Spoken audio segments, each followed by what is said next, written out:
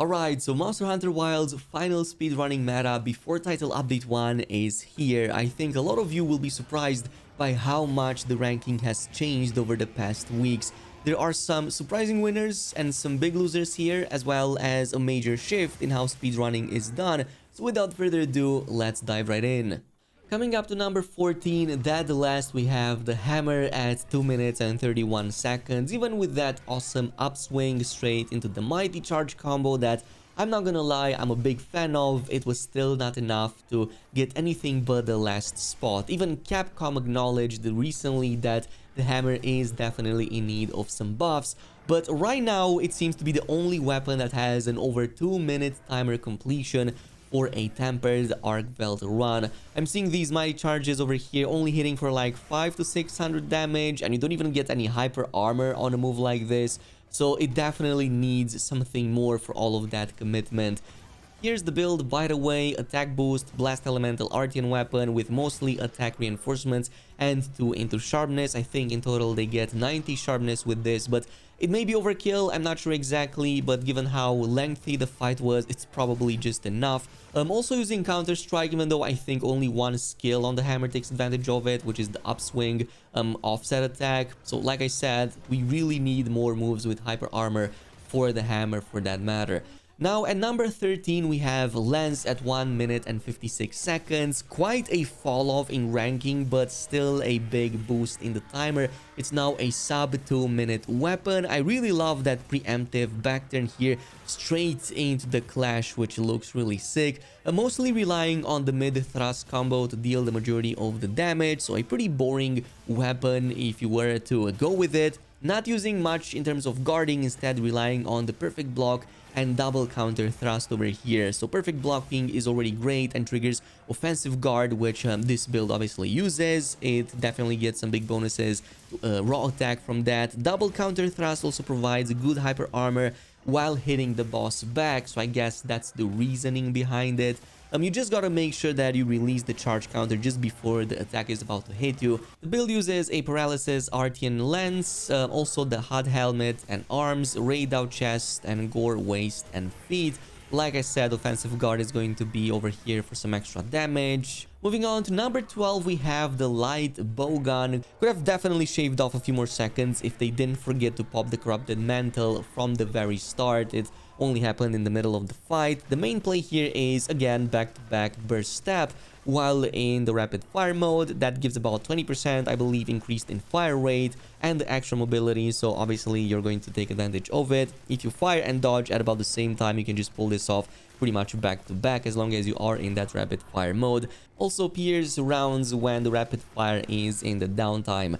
Now in terms of the build here, it is pretty much meta non-Artian variant, so using the Ray Dow light bowgun with the Pierce ammo and rapid fire mod for quicker rapid fire gauge, Fulgur helmet and 4 core Magala armor. Pretty straightforward, and I'm seeing the 4 core Magala armor set being a lot more popular these days, specifically because you get plus 10 extra raw attack on top of what you normally get from the 2-piece Eclipse set. This build also uses opening shot, mostly for the slightly better reload speed, but also you get some extra attack power on the first shot for a fully loaded bowgun, so that is not that bad. Now moving on to number 11, we have dual blades. Don't be fooled by the low ranking. This is still a 1 minute and 48 seconds run, and there are some high skill plays over here. Of course, many of these builds will now use heroics for the plus 30% to attack power bonus at the start, hence the low HP play, and no Palico. Also really loving the small barrels used in the middle of the fight, triggering that quick demon boost mode over there a couple of times during the fight. Also seems to be doing a lot of demon flurry blade dance combos and the blade dance full combo when the boss is down. In terms of the build, here it is. We have a blast elemental full attack power Artian dual blades. This also uses protective polish, by the way, so since it lasts 90 seconds, it almost fits the full run over there. In addition to this, also using the Guardian Fulgur helmet and Vambraces, Blango Mail, Gore Coil Alpha, and the Gore Greaves Beta, and a Grit Charm 3, like I said, going especially for the 5 levels into heroics. Now moving on to number 10 at 1 minute and 47 seconds, we have the bow. And what's insane about this run is that within this timer at the start of the fight, it literally includes a whole buffing routine, both letting themselves being hit by the explosion and also by the first boss hit, so that they proc latent power as well as counter-strike bonus damage. And looking at how the run unfolds from here on out, this uses pure dash dancing combo, so spamming power shots and power volleys, which are really stamina hungry. That combo consumes a ton of stamina, which is why latent power makes a lot of sense, so hence that whole routine at the start. No Dragon Piercer whatsoever, mind you, likely because that's a loss in DPS with this run, so not something an everyday player will probably do. It also includes a lot of perfect dodges and relying on those, so this is like pretty much masterclass bow play style. In terms of the build, here it is, Griefbringer once again as the main weapon. Close range ammo is the best in the game right now, so obviously this one also uses that. Besides this, armor-wise, Fulgur Helmet, Blanco Mail, Ray Arms, Gore Waist and Legs, all beta, and of course a power charm. So you end up getting ballistics, the special ammo boost, and spread power shots, latent power, agitator, counter-strike, antivirus, and of course you can see all of these right here. Pretty much taking advantage of every single buff in the game to squeeze in as many seconds as possible. Now moving on to number 9, we have the Hunting Horn. No, you're not hallucinating, it's literally that at 1 minute and 47 seconds. You thought this was a support weapon? Well, guess again. It's pretty much stacking a ton of damage via echo bubbles and also taking down the boss really quickly. Admittedly, it's because it deals about 5k in environmental damage, and that is because of a bug that affected this run, which let the player take out a 4th rock instead of the only 3 possible. Now, the only reason I let this slide at this ranking is because there's another speed run which is just 10 seconds slower than this, but that one doesn't use any environmental damage whatsoever, and I believe also no heroics. So if you were to get a proper run, I think that Hunting Horn could definitely pull ahead quite a bit, or at the very least, it's a weapon that's much better than most people are willing to give credit to. In terms of the build, here it is. We have the Guardian Tree Resounding Yellowhead, which also gives you the Horn Maestro, which is an amazing buff skill over there. Also buffs the size and the duration of the Echo Bubbles, almost doubling its duration by the way, but other skills will get varying ranges from 50% all the way to 120% in terms of duration.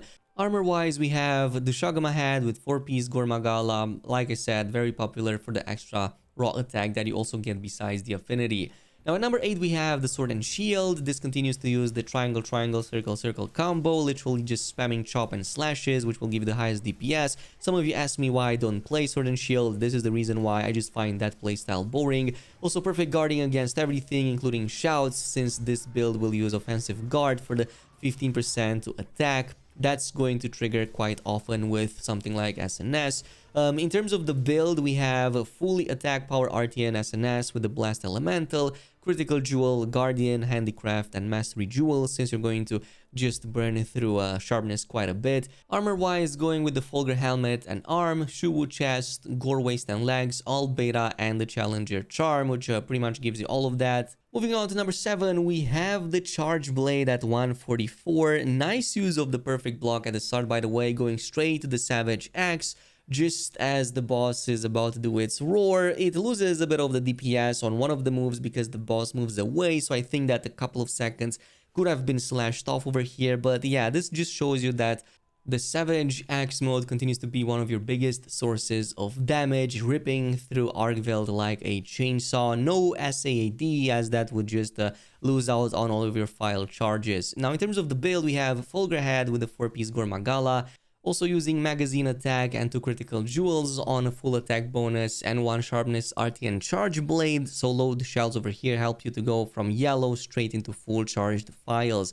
Everything else seems to be oriented towards damage, max might, ambush, agitator, and a bit of attack boost and burst. Moving on to number 6, we have the Longsword at 136. So there are 2 things here that interest me as primarily a Longsword player. One of them is that he does this very interesting animation skip that lets him constantly spam just the first Crimson Slash. So as far as I can tell, he does it by mixing in a Spirit Blade 1 just for a split second and then animation skip straight back to Crimson Slash 1 instead of going for the full Crimson Slash combo, which gets slower and slower animations as you go for the 2 and the 3. So in this case, if you just spam Crimson/1, that's the quickest.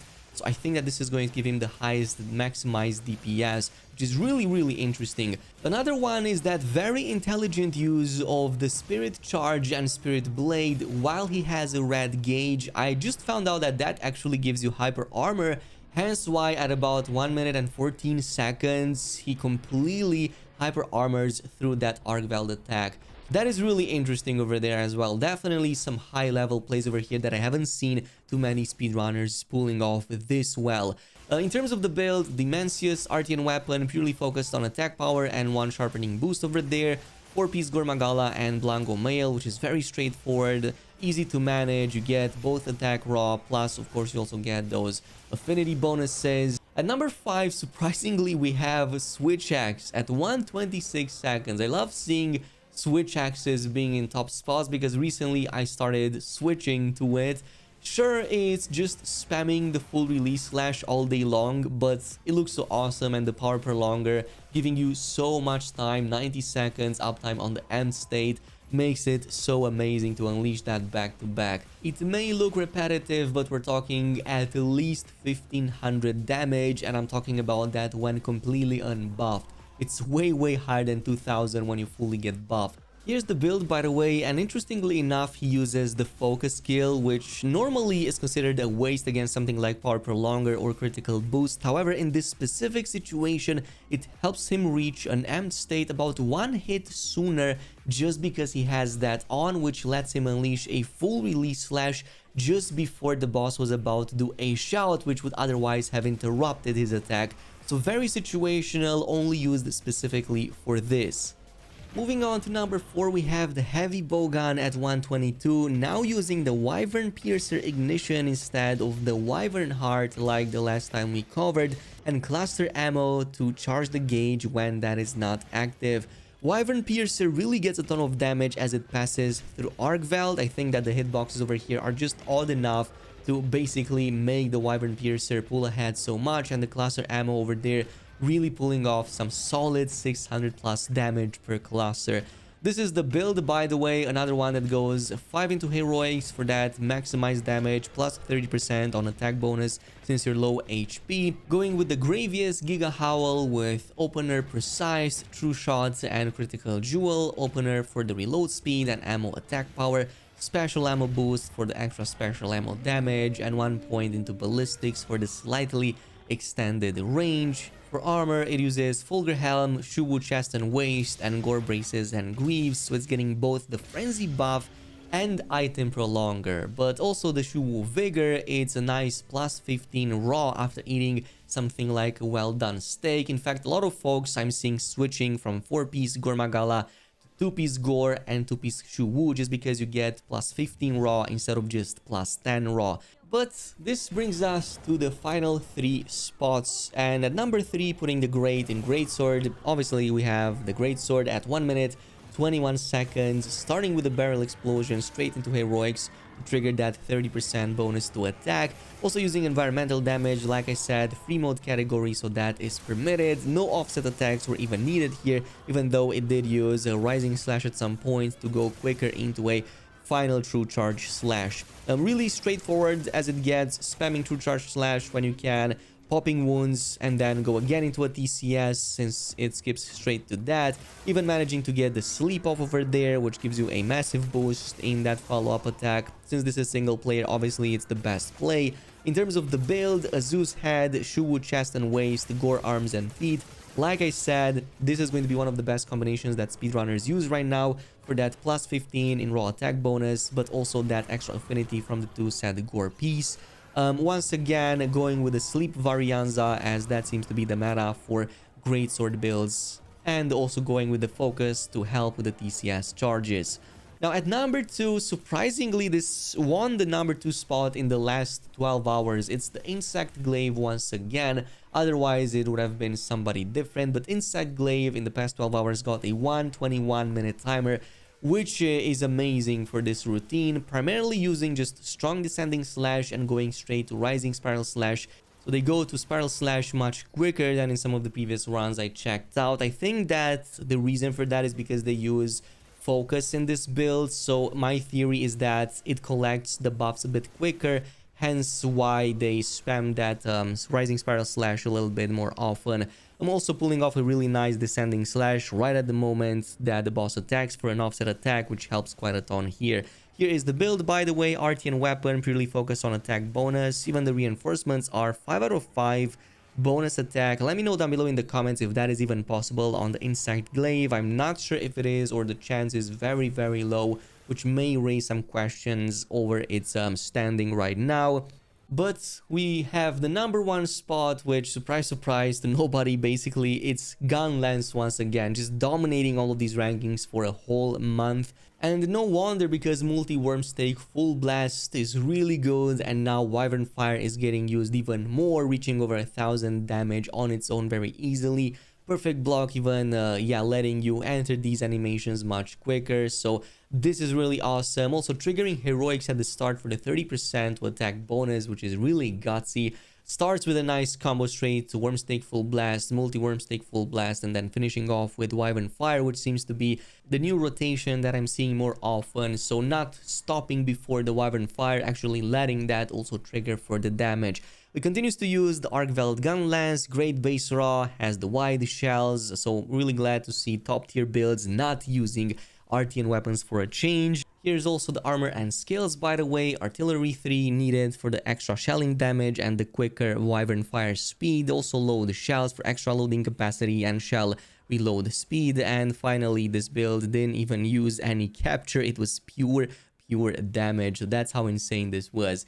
And yeah, that pretty much concludes today's ranking. Let me know down below which of these weapons you are willing to switch to given the new ranking, or are you continuing to play your own?